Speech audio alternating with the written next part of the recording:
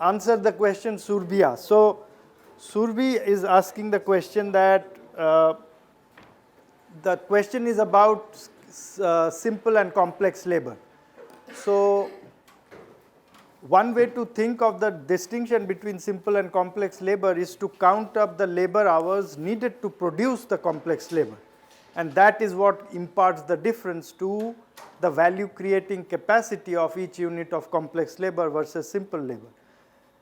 Now, so then Surbi is asking, what about the labor power that is produced within the household? Of course, a lot of labor goes into creating the labor power which is sold in the market. Now, the distinction that is important is what are the relations of production under which these things are produced. So, if the labor power commodity is produced primarily through a market process, by market process I mean all the activities are produced by workers who are selling their services for a price. If that is the case, then labor power's value gets, the value from the inputs goes into the value of the output, in this case labor power. Similarly, if in the case of educational institutions, it is produced by a capitalist enterprise, then we are justified in counting the hours of labor that goes into the production of the service that creates complex labor. But yes, in the real world there are complications because a lot of institutions of education are run by government. So what do we do in that case? So strictly speaking, a government run organization is not creating commodities. So yes, that creates problems, and we will, if we are doing research, you will have to somehow deal with it, either imputing or, I have not thought about the best way of dealing with it, but conceptually I think it makes a difference. Yes. Extending that, can we club together housework and the education, government run education institution, because they are also not producing any commodity, and housework is yes, so they are both club together. No, we cannot club together, but we can point out that both are examples of production which are not commodity production. So in that sense, it will not be counted in the creation of value, both. So in that sense, they are kind of part of the same broad group. Yes. Classify nature as a source of value? No, we will not. We will not. No, but there is a way in which we will take account of land and other resources. Within this framework, there is a way of doing that, even though by value we will only mean socially necessary labor time. But we will count labor as the source of wealth. And by wealth, we will mean the use value that is given to us by nature. But we will not count that as value. So strictly speaking, we will limit the term value only to labor. Does that go for artificial intelligence too? Like, will that also be not counted? Well, artificial intelligence, there is some work on this. So I think there is a lot of labor that goes into creating the artificial intelligence which we don't see. So artificial intelligence is a program or a set of instructions to do certain things. To create it, to do the things properly, you require huge amounts of data to train it. So activities that we do online, like using our email or doing Facebook, like this, don't like that, that is precisely the labor that goes to creating the artificial intelligence. So if we think carefully, probably it is not a problem. But that's not done for exchange, the labor that you're doing for checking your mail or WhatsApp. So then will that be seen as socially productive?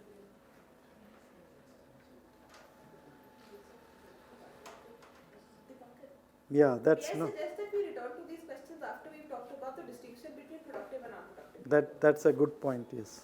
I think a lot of this will make sense when we have understood the distinction between productive and unproductive labor. Just one clarification. So, this each hour of socially necessary abstract labor time that we express in monetary terms is definitionally the wage. No, wage is different. Wage is the price for 1 unit of labor power, and we will come to that. The wage and the monetary expression of labor time are different. Yes. To calculate wealth, you have to get the numerator and you have to calculate the denominator. In practice, how do you calculate how do you calculate the numerator? How do you actually go about counting up the Yeah, so there is a long tradition of Marxist national accounts, and the best kind of example is the work of Anwar Sheikh. So Anwar Sheikh and Ahmad Tonak has a book, 1994 book, where they take the published national accounts and then break it up and go to the smallest detail that is possible, sector and then within sector, subsector. And the first thing they try to do is to distinguish between sectors which create value and those which don't. Then within those sectors, there is a different way of accounting for value added by production and by trade. So we will talk about this. So trade really realizes value created by production. So if we add up the value added by production and trade, it gives us the total value added. So for instance, finance is removed, real estate is removed, and then within each production sector, they try to distinguish between productive labor and unproductive labor. So for instance, all the supervisor and managers, they are not counted as adding value. So it's a complicated process, but in principle it is possible to calculate the GDP in a Marxist sense, coming as close as feasible to the value added by productive activities. So that gives us the denominator. And the numerator is just adding up the hours. So in principle it is possible, but it's challenging. There is no doubt that it's a challenging work, and not many economists have taken it up after Anwar's work. So, I mean, we need to kind of delve into that. It is possible. He has done it for the US economy. Some of his students did it for the Greek economy, for the Turkish economy. So, and there is an ongoing body of research on doing the Marxist national accounts as well as possible, starting from the standard published accounts and then narrowing down. So, it is possible. Just a quick clarification. So you said a little while ago that value can be transferred between commodities, between sectors. So then value created and value added are two different things. No, value created and value added are the same. What is different is value realized through sale and value added in production. And that difference is really important, and that is what the price value distinction gives. The price realizes a value through the sale of the commodity, and the value is added to the commodity by labor which works on the inputs, and the two are different. So how is the price determined? How? That price is determined. I mean, price and the realization value. So there can be different principles for determining price, and we have not yet talked about it. One principle that classical economists talked about was the principle of equalization of rates of profit. So those prices are known as prices of production. So those are long run prices which emerge if capital invested in every unit, every industry gets the same rate of return, same rate of profit. That is a principle for determination of price, and we can determine that. But the way we have defined the melt leaves the question of price determination open.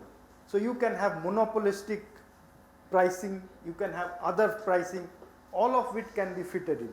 So in a way it is flexible, and its flexibility is its strength. But if we want to talk about specific price determination mechanisms, we will talk about in volume 3, which will be this price of production. Does this also mean that not all workers are exploited the same? That is to say, there is some some commodities that are produced, which are producing more value than they're getting in terms of price. Right? So the value returned via the price Right. is lower than the value that they're actually producing. Right. And those workers therefore are almost extra exploited. But equally, is it capitalists then who are also not getting an equivalent to the value that they're producing in the economy? Yes. So there are capitalists who are also Capitalist, who and are that is the exploited. it. No, We haven't fixed that. we will not say that they are exploited. So what do we mean by exploitation is again an important question, and we will talk about it briefly. But yes, in volume 3 the whole analysis is about the distribution and redistribution of surplus value. So the location where surplus value is created is very different from the location where it is realized. And that Marx points out in volume 1 itself, saying that we are going to take this up in volume 3. And that just kind of emphasizes the point that he had worked out the whole thing before he wrote volume 1. So we have to take the whole thing together, not only volume 1. But yes, it is true, some capitalists lose value, some of the value that is extracted from their workers. But going back to the workers, it's more complicated. So if we distinguish between productive and unproductive labor, and if there is capitalist enterprises in the unproductive part of the economy, would we say that those workers are not exploited? No. All workers are exploited, and we'll come back to this. Because the exploitation of the worker depends on the value that is returned to it in the wage and the value of the hour of labor it puts. And whenever there is a difference between that, the worker will be exploited, even though that worker is working in a sector which is not creating value. So in that way we will not say that unproductive workers are not exploited. All workers are exploited, and that is by the relationship of the money wage and the melt, and that difference is really the key. Yes. This melt will be different if we calculate it at international level.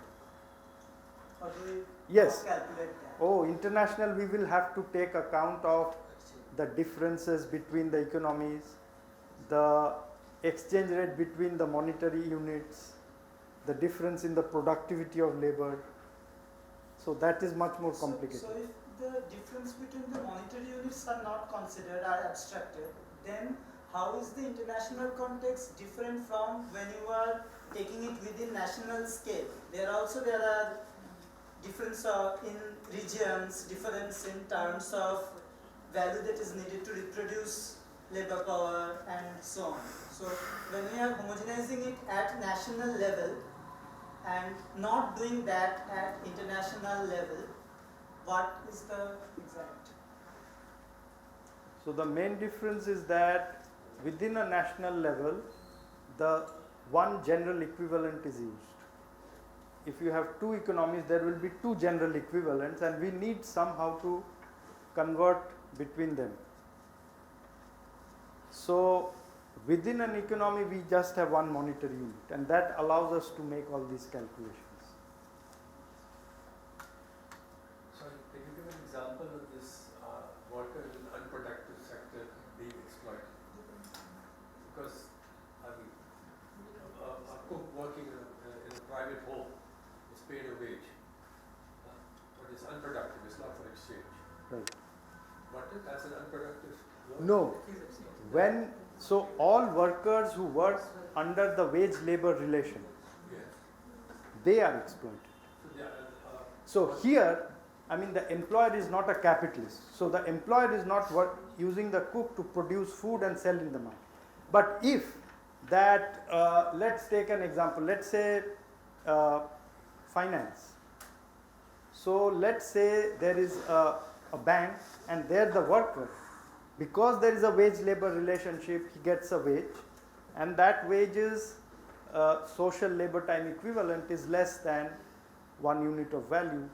That difference creates exploitation. I mean, that's one aspect of exploitation. The other important aspect of exploitation is the fact that structurally workers are constrained to sell their labor power. There is no other way they can survive. So that aspect of constraint is also important. The structural constraint that workers face because of the reserve army of labor, and which leads to their giving up more value than they get back. Because giving up more value just and getting less per se might create, there might be situations where that will not be exploitation. So let's take an example. Suppose I do some voluntary work for a neighbor who is old or sick. So I do cleaning in the house. So there I have given up a lot of labor time, getting nothing in return. But I would not consider that exploitation because I was not structurally constrained in the way a worker is. So the structural constraint, which is an important part of point 5, is something that is necessary to defining exploitation. So structural constraint plus unequal exchange, together we will say is exploitation. So if either of them is missing, we will not say it is exploitation. So workers in an advertising firm? Yes, same. They are not creating value, but they can be exploited. What about the cooking example?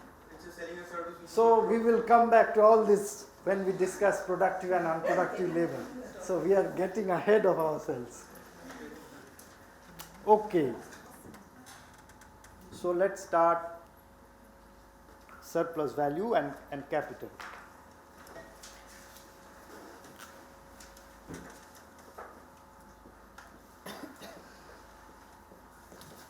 One clarification Yes. on this. When you're just talking about the total productive labor, a part of that could be the surplus, right? I mean, that's not necessarily the wage equivalent of it paid back to the labor. That shouldn't necessarily be it. No, That's no. just the total value created by that. Yes, that will not be the wage equivalent. Otherwise, there would be no surplus value.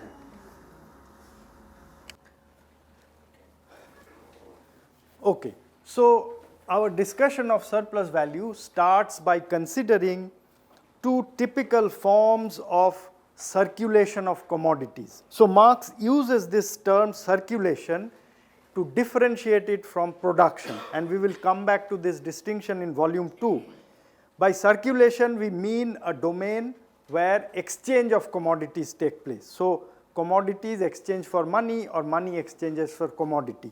So one way to think about it is value is transforming its form, because money is a form of value, commodity is a form of value, and when exchange takes place, only thing happens is that value transforms its form.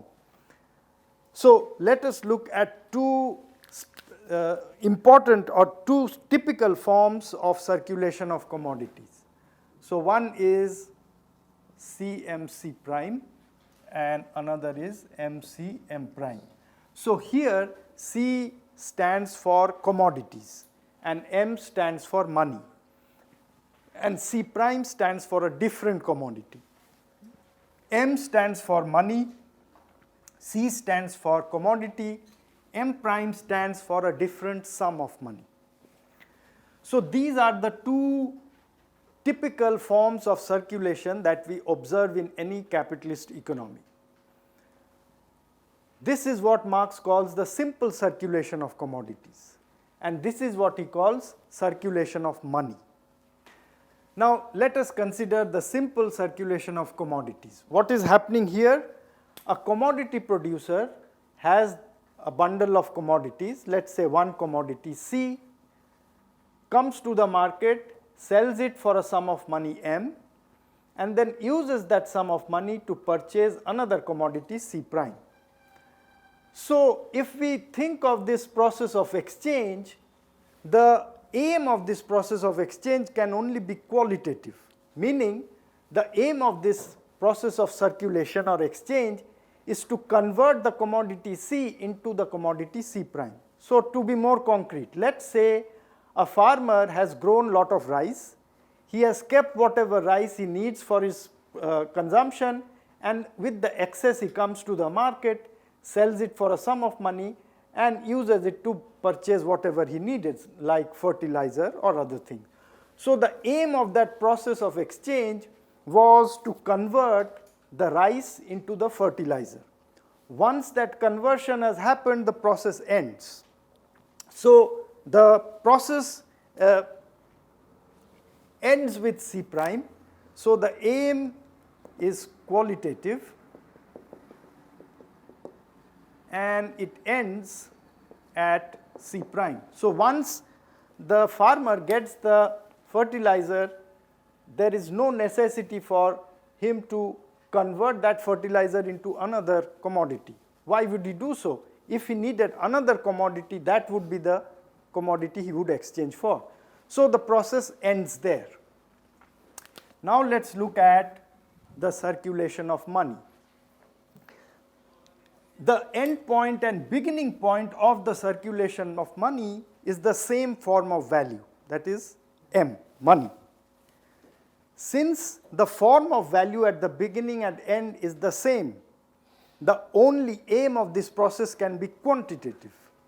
That is, any economic agent who enters into this process of exchange will do so only with the intention of ending up with more money than she started with. So what is this exchange? So there is a capitalist or a commodity owner who starts not with a commodity but a sum of money, comes to the market and purchases a commodity, and then goes somewhere else and sells it for a sum of money M prime.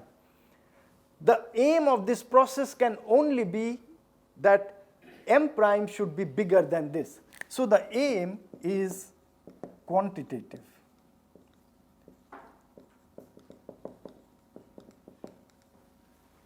Moreover, since the beginning was a sum of money and the end is a sum of money, the end has recreated the beginning.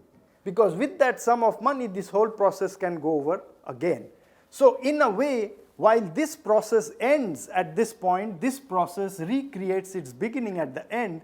So therefore, it is endless. Now the difference between the two, that is M prime minus M, let us call as delta M. So this is the Greek letter delta M. This is what Marx calls surplus value. Why surplus value? Because M is just a form of value. And M prime is bigger than M. That is the only reason why this kind of exchange would be in existence. So there is some excess generated at the end compared to the beginning. That excess is precisely what is known as surplus value. So with this, we have a definition of capital. Capital is self-valorizing value. So this is an abstract representation of what we mean by capital. So capital is a process whereby it starts out with in the form of money and ends up with a sum of money, and in that movement of forms, it not only ends up with the same form that it started out with, but it ends up with an increment. So there is self-valorizing, meaning increase in value from the beginning to the end.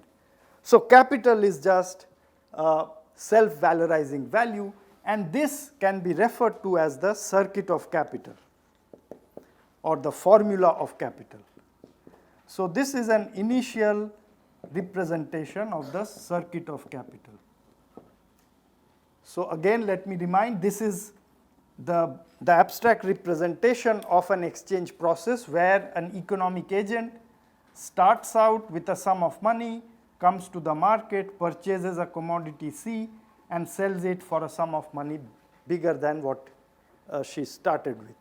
This difference is the surplus value, and because it has incremented itself quantitatively, that is what Marx means by valorizing, and it is a kind of self-driven process because the end creates the beginning and it goes on and on, so there is no external agent required, so it's self-valorizing, and these are all forms of value, and that is why It is known as self-valorizing value.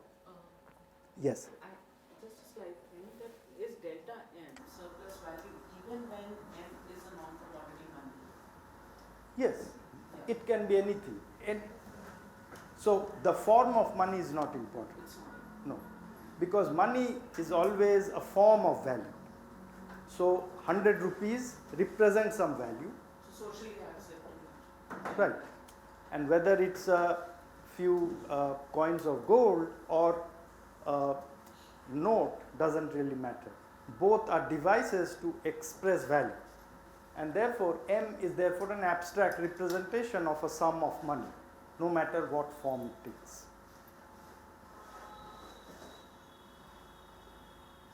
Yes?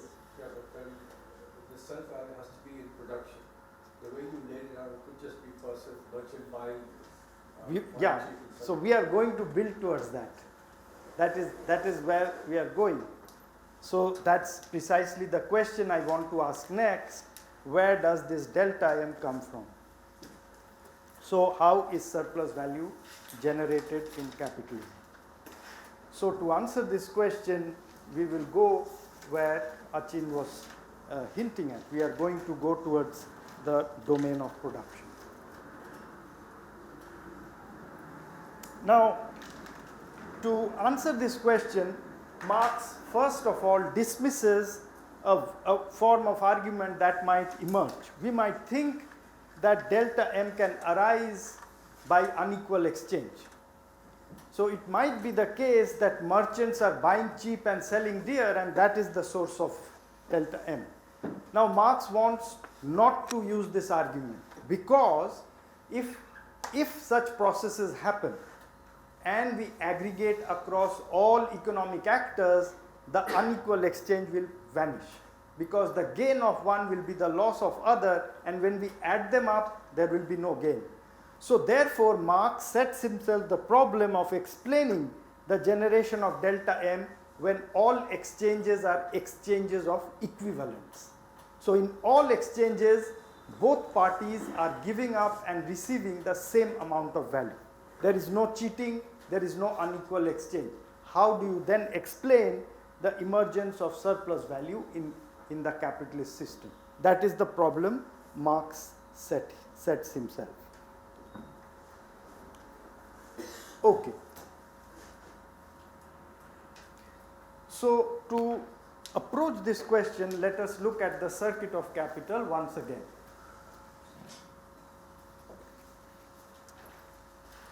And this will immediately hint at the source of value. So the circuit of capital is MCM prime.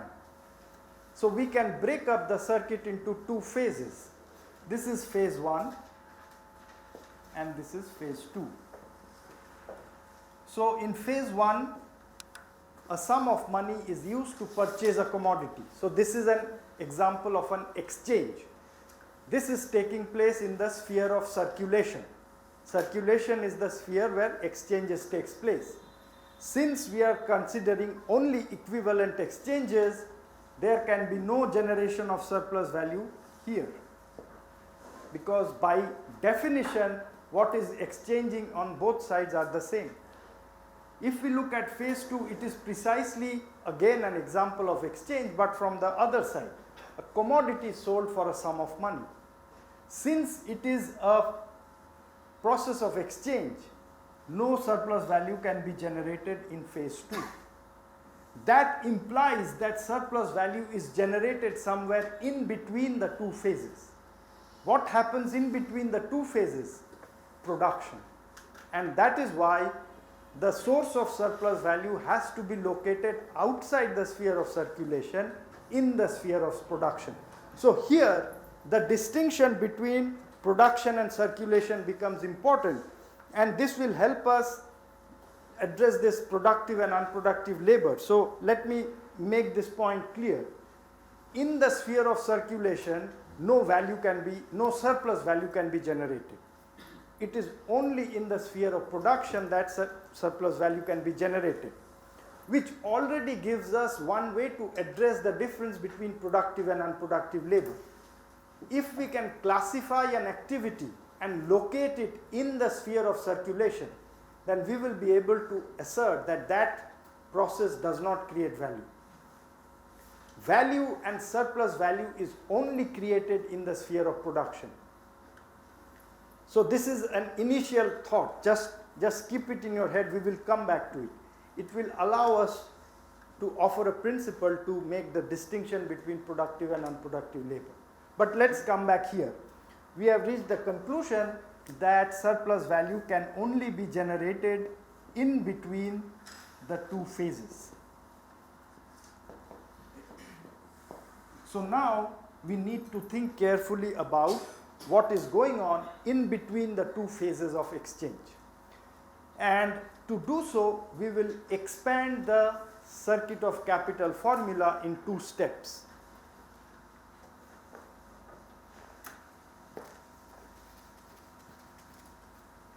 Okay, so step 1,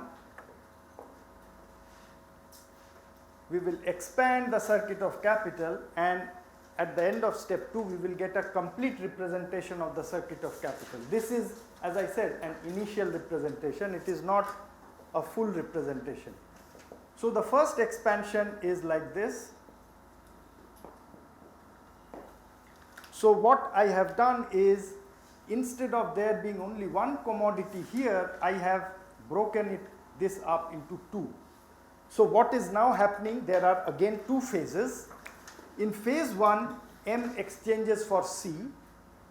In phase 2, C prime exchanges for M prime. C and C prime are different commodities. This opens up the possibility that both phases have equal exchange, but still surplus value can be generated if the value of C prime is bigger than the value of C. So there is something which is going here between the two commodities where surplus value is getting created. And we can almost see what is going on. Well, this is the inputs, this is the output. In between, production happens. So production is the process by which inputs are converted into output, and in that process value is added and surplus value is created. So step 2 of the expansion is to think a little more about what the capitalist is buying. What we have here is a bundle of commodities. So if I were to read this in words, the capitalist is coming with a sum of money in the market, buying a bundle of commodities, then going to another market with a different bundle of commodities and selling it for a sum of money which is bigger than what he started with. So something happens here. What happens? Production. So if production is what is happening here, then let us think carefully about what this input bundle is. So the input bundle of commodities actually contain two very qualitatively different types of commodities that the capitalist is purchasing. The first type of commodities that the capitalist purchases is known as the means of production. So these are all the non-labor inputs to production.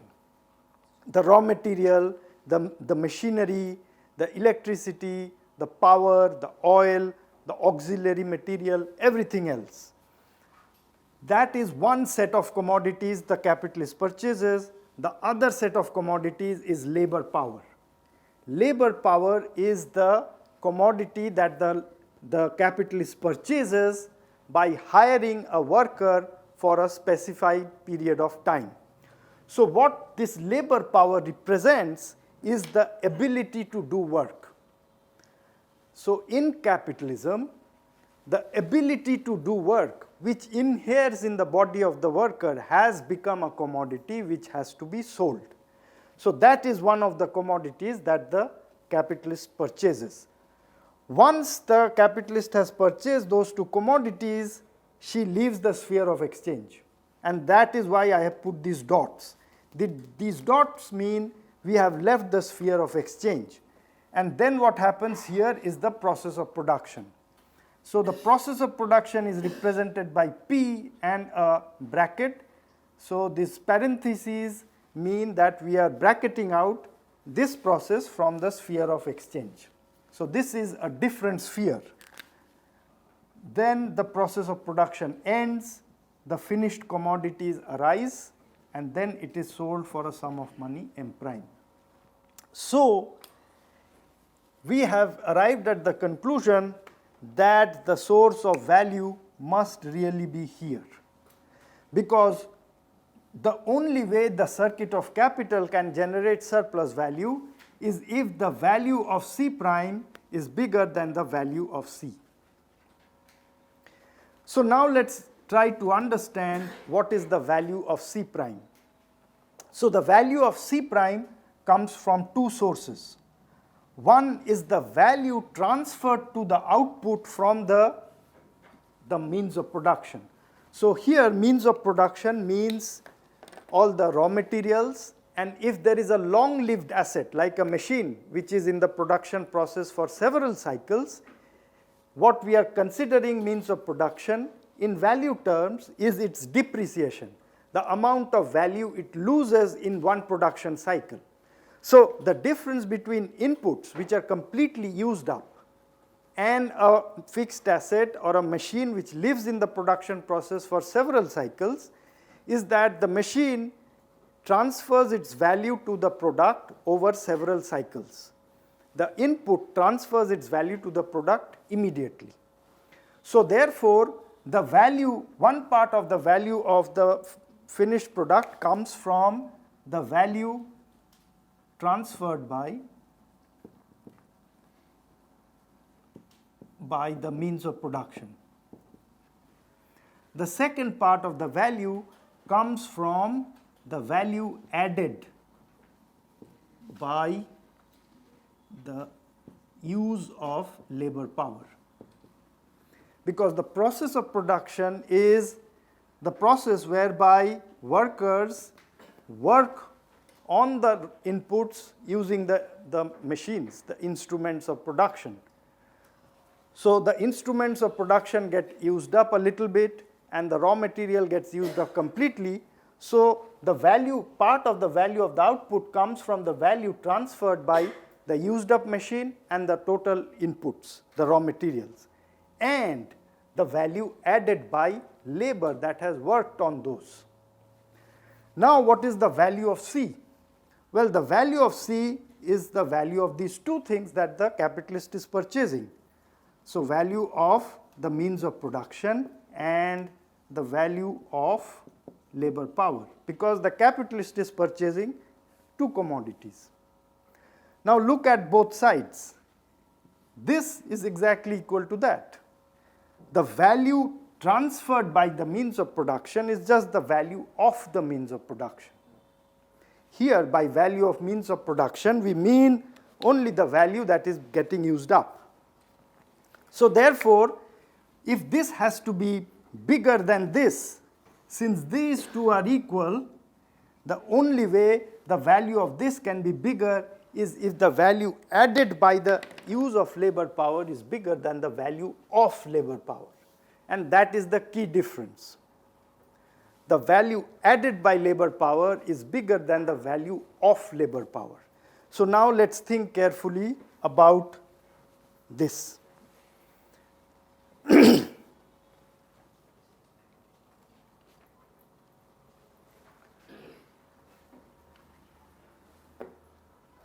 Okay, so let's focus on this important commodity, labor power, which is really the key element in this story.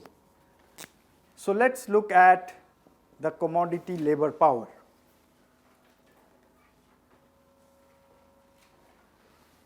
Like every other commodity, it has a use value and an exchange value. What is the exchange value of labor power?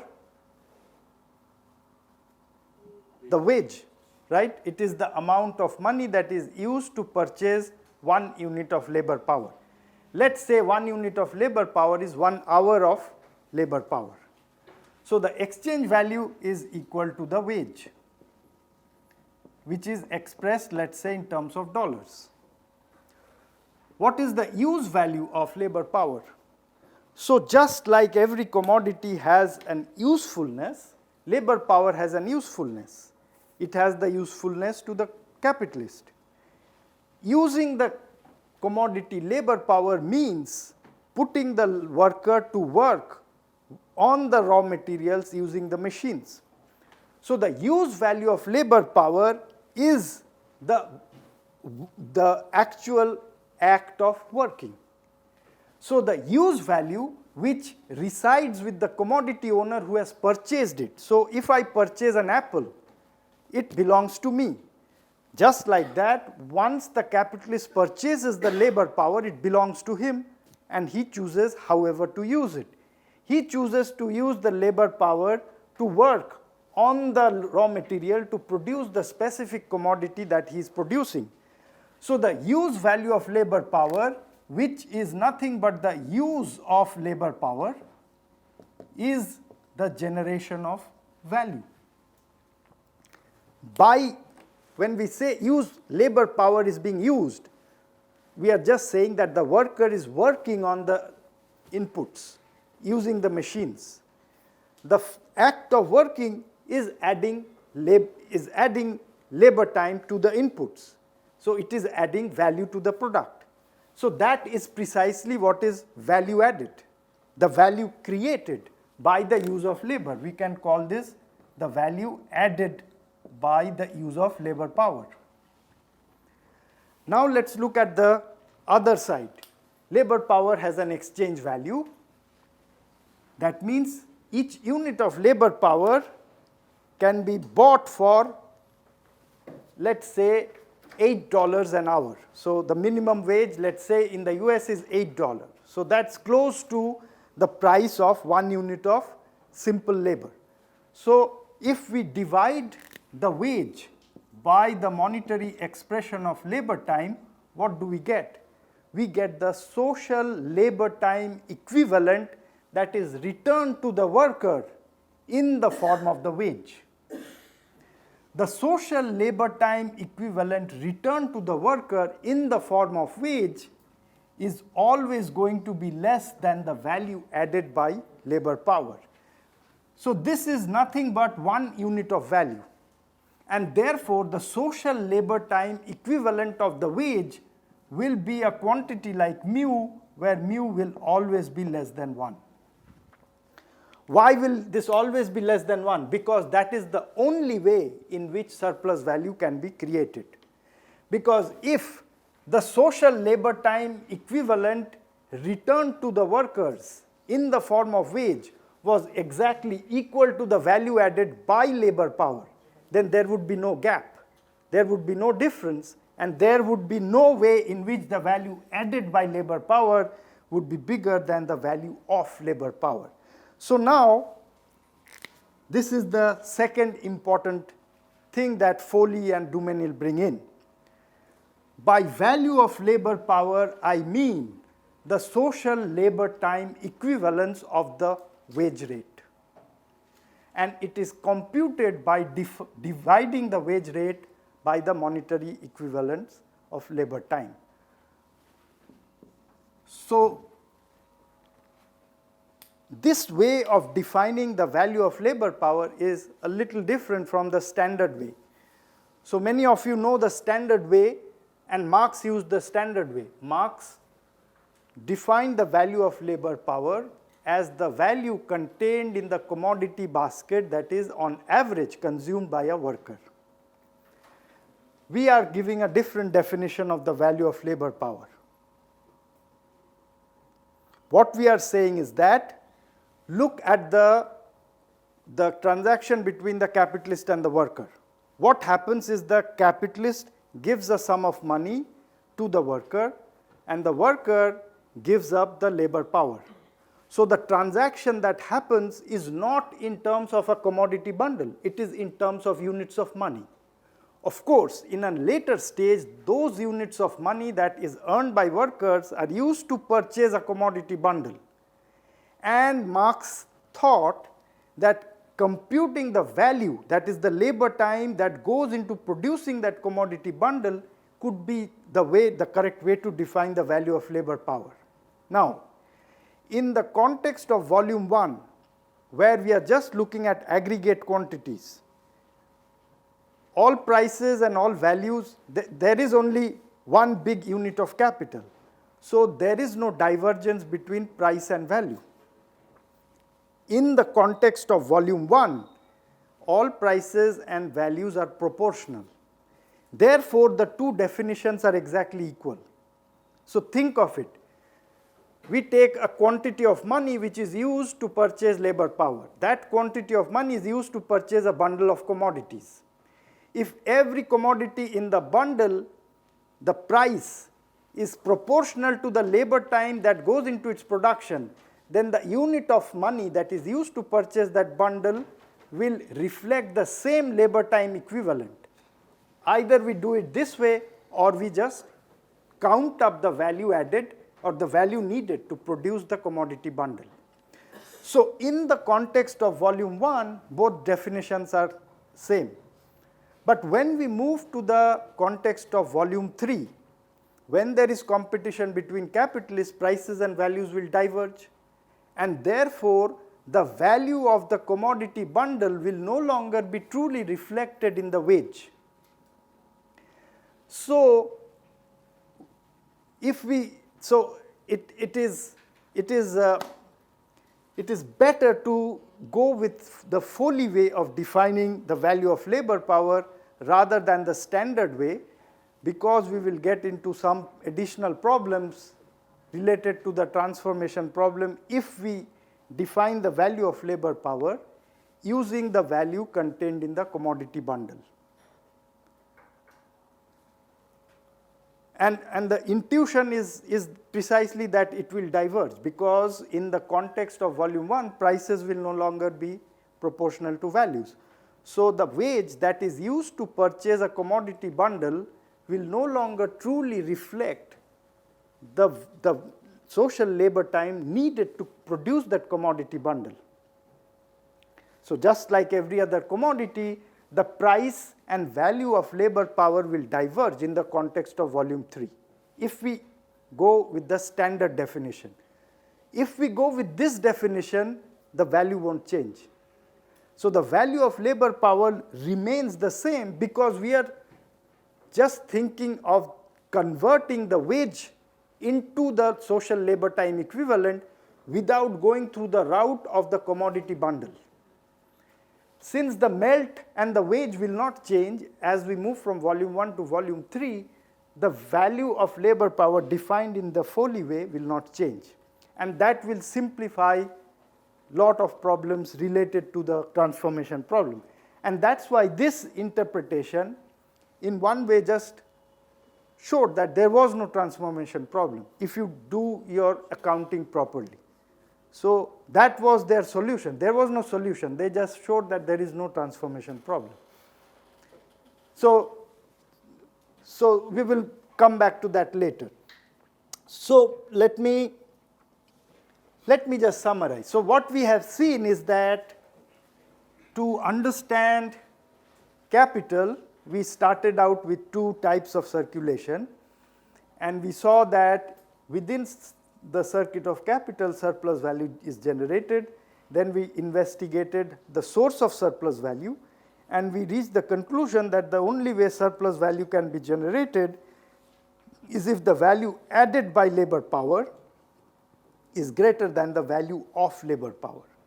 So to put it in another way, the value that is added by a worker when she works is more than the value that is paid by the capitalist to purchase labor power. And that difference is what shows up as labor power. So therefore, there are some important points here. Even though all exchanges are exchanges of equivalence, including the purchase of labor power, surplus value gets generated. So surplus value does not get generated because capitalists are cheating workers. Even if they don't cheat workers, there is a structural logic to the generation of surplus value. That is the most important point Marx is trying to convey. We will call this exploitation because there is unequal exchange. the worker adds more value than what she gets back in the wage. But that by itself is not exploitation. She is constrained to do so. There is no other way she can survive than by entering into a relationship where she has to sell her ability to work. The two together give us the important insight that capitalism rests on the exploitation of workers. Now, there is a nice way to summarize this discussion using a metaphor that Marx used. So before I go there, any questions on this? If there are any clarifications, we can take that up. In case there is fully automated industry, branch of industry, then how would you explain this difference between the transferred value and the value added by labor power? Yes, if there is a fully automated industry where not even one unit of labor is used, then no surplus value will be generated. But there is never going to be an industry which is fully automated. Some labor will always be needed. I mean, it's a capitalist fantasy that they will one day have a system where no workers will be needed. That is, and very paradoxically, some authors have used this fragment on machines that Marx has in the Grundrisse to make this argument. But, I mean, there is no evidence that we are moving towards that or that it will ever happen. Yes. If you disconnect the value of labor power from a bundle of subsistence goods, then you also bypass all the arguments about the immiserization of workers under capitalism and this kind of thing. So theoretically, workers can keep getting wealthier. Yes. Yes. Have a better state of life, right. But continue to be exploited. Right, right. So we will come back to that point. When I use that metaphor, it helps to make that point. But you are exactly correct. I mean, but to be fair, when Marx used the standard definition, even he did not have a immiserization argument. It is a misinterpretation to think that Marx said that the value of labor power is the subsistence bundle. He included three important dimensions. He pointed out that labor power is a special commodity whose value gets determined by cultural, social and political factors. That's first. Second, he included the cost of reproducing not only the worker but his whole family. Third, he included the cost of generating the skills. So the value of labor power includes all these dimensions. So there is no way one can say that it's a subsistence bundle, and which means that workers can keep getting wealthier. But the difference between what they add and what they get, as long as that remains, there will be surplus value.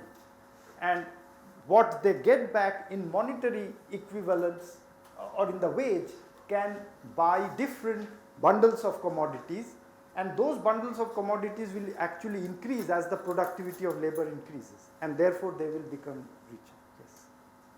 Yes. So what are the reasons that you discard this full automation thing, this empire of capital, the ultimate capitalist dream that can be there? There is no labor in the entire production process. What are the reasons that you think that this won't happen? There are authors who are now arguing. I remember Abhijit, one of them, who now talks about this empire of capital, and there are others. So what are the reasons that you think that this is not going to happen? Because we have seen that in South Korea now, household work is now, they are thinking of introducing fully automated robots and other things to do that work. So how? I mean, I have a very simple argument. So, and my argument is historical. So, when automobiles came, all the buggies went out and people thought that there will be massive unemployment. But when one set of tasks is replaced by another set of tasks, many tasks get generated. So I would rather ask somebody to prove why they think that all labor will become superfluous. Because historically we have seen epochal technological shifts. So say for instance when the spreadsheet came, people thought that all the People, the worker who do accounting will go away. But the spreadsheet does a specific kind of task. An accountant does a whole lot of tasks, one of which is the spreadsheet. So even though spreadsheet comes, all the accountants are not losing their jobs. In fact, what happens is the accountants become more productive. And that is what Marx thinks, and we think that is what will happen. Technological change will make labor more productive. But that does not automatically mean labor will become superfluous, because it depends on the amount of capital investment, other kinds of industries. So, I mean, I don't see any evidence that that has happened. So, is there something happening now that has never happened before? I mean, most people will point towards artificial intelligence, that so far what has been mechanized is physical work, now mental work. But artificial intelligence requires so much labor. As I said, just to train your programs, you require so much labor. So there are so many ways in which labor is required. I mean, I don't just see that argument. How are we ensuring here that this mu is less and in the sense that I know that it's the surplus value, but how are you deriving the wage structure in a format that is leading to less than? Yes, so that is an argument we are kind of going to come back to here. So if I ask what is it that ensures that mu is less than 1, the short answer is the reserve army of labor. So capitalism has a mechanism to continuously generate a relative surplus population of workers. Whenever there is a tendency for the wage rate to rise, which increases mu towards 1, there are processes which kick in, which push it back. And therefore it kind of stabilizes it to a level which is always less than 1. So the reserve army of labor is the concept we will come up with when we go here, and that is what ensures that. Could it be a possibility that mu could swindle over 1 like No, mu cannot go over 1, because the wage can only represent at most the total value added.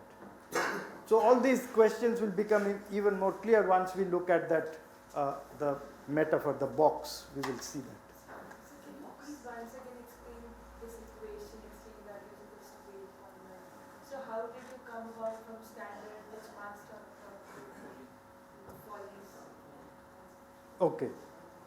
So what we are doing here is we are considering the commodity labor power. It has two aspects, use value, exchange value. Its use value is the work the worker does. When the worker works on the inputs, it adds labor. So therefore, each unit of labor power, when it is used, adds 1 unit of value. Now we are looking at the other side, which is the exchange value. Exchange value of 1 unit of labor is the wage rate, the amount of money that is paid to purchase 1 unit of labor. Let's say that is $8 per hour. Now let's say the melt is 10. So the melt is 10, which means that for every hour of labor that is used to add 1 unit of value, the worker gets back in the form of the wage 0.8 units of value. So the difference between the two is what emerges as surplus value. Now I said that this is different from the standard way. The standard way was to not convert the wage to the social labor time equivalent using the melt. What was done in the standard way was to take the wage and to from there to see the bundle of commodities that is generally consumed, and then look at the value of this bundle of commodities, meaning the socially necessary labor time required to produce this bundle of commodities. Now these are two different ways of arriving at the social labor time equivalence, and as long as we are in the context of equal exchange, meaning all commodities are exchanging at values, then these two will give us the same answer. That is something that you need to convince yourself. Just think of the bundle of commodities. Each of those, the price which is paid to get the quantity in the bundle will be exactly representative of the amount of labor time that has gone into its production. So this way and this way will give us the same answer. So that's the standard way, but the standard way gets into problems when we are in the context of volume 3 where prices and values deviate. And that is why it is better to from the very beginning realize this problem and use this idea. Now this idea again is controversial, not all Marxists use it, but this is, I think, one of or the only consistent way of keeping some of the key insights of Marx and yet kind of solving or dealing with the transformation problem. If you go the standard way, you will get into other problems which will force you to give up some of the key insights of Marx. And the key insight that this interpretation will allow us to hold on to is that the total value added in monetary terms is an expression of the total labor time, and the total surplus value is in monetary terms is an expression of the total surplus labor. So necessary and surplus labor I have not yet defined, so that will become more clear in a minute. If we go the standard route, we have to give up one of those. We cannot hold on to both. So I think that's a big cost to pay, and therefore it is okay to give up this, even though Marx in most cases use this, but if you want textual evidence, there is as much textual evidence about this. At many places Marx used this. Marx was probably thinking of both, but did not end up choosing one over the other. But probably we should, because it will allow us to deal with many other logical problems.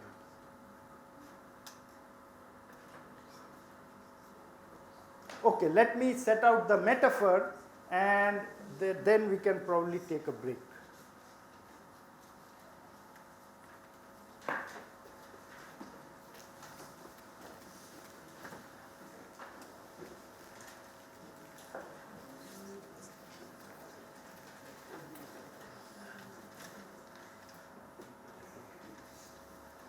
So Marx uses this metaphor of a working day to drive home this point about the generation of surplus value and its relationship to surplus labor, etc. So think of the total labor time of total productive labor time. So until we come to volume 2, whenever I say labor, I mean productive labor. So let's not go into that distinction. So that's the total working day, which is just a representation of the total productive labor time. So that's the working day.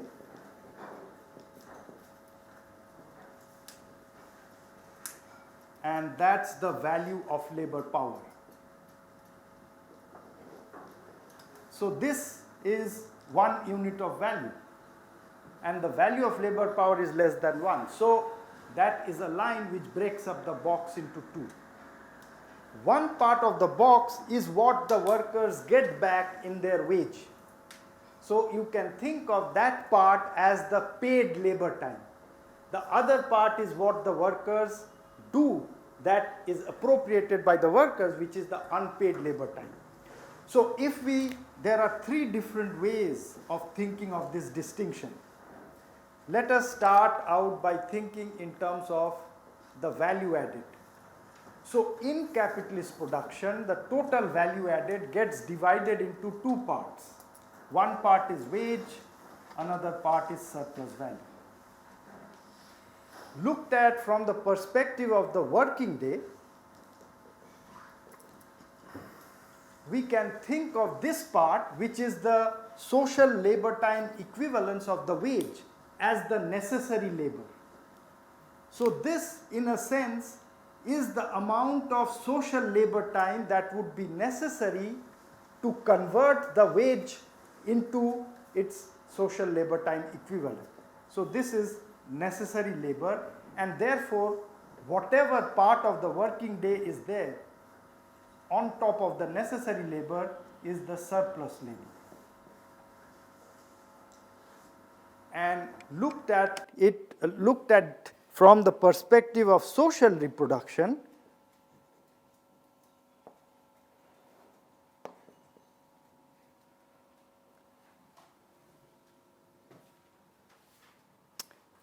sorry, I should, so this should come here.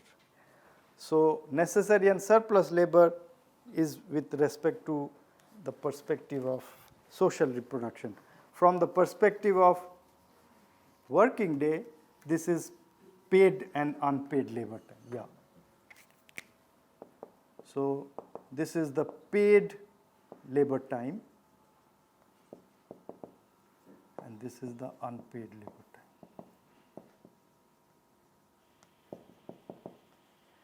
And this is the necessary labor, and surplus labor. So this really helps us address many of the questions that have emerged. So what is needed for capitalism to exist is that the total working day be divided between necessary labor and surplus labor. Necessary labor, in a sense, is the time amount of labor that the worker is doing, the working class is doing for itself. Now, what amount of use values get created by this amount of labor time depends on the productivity of labor. So let's say we compare the US and India, and the value of labor power, let's say, is more or less the same. Therefore, what is happening is that total labor time is getting divided almost equally between necessary and surplus labor in India, US.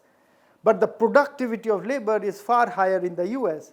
So that same amount of labor time is creating a much bigger bundle which the worker is consuming. So workers can be much more wealthier, much more better off, even though they are exploited on exactly as other places where the necessary labor is converted into a smaller bundle of commodities.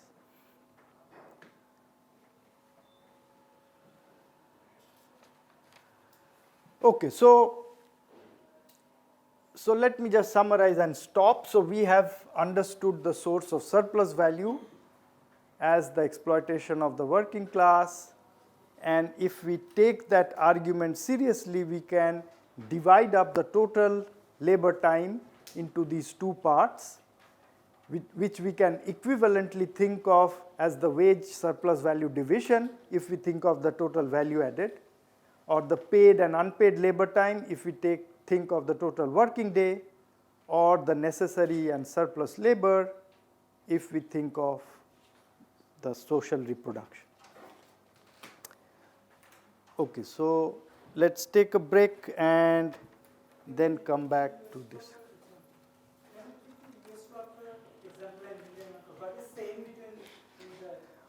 Yeah, so I was responding to this point that there is no subsistence bundle idea of the value of labor power in Marx.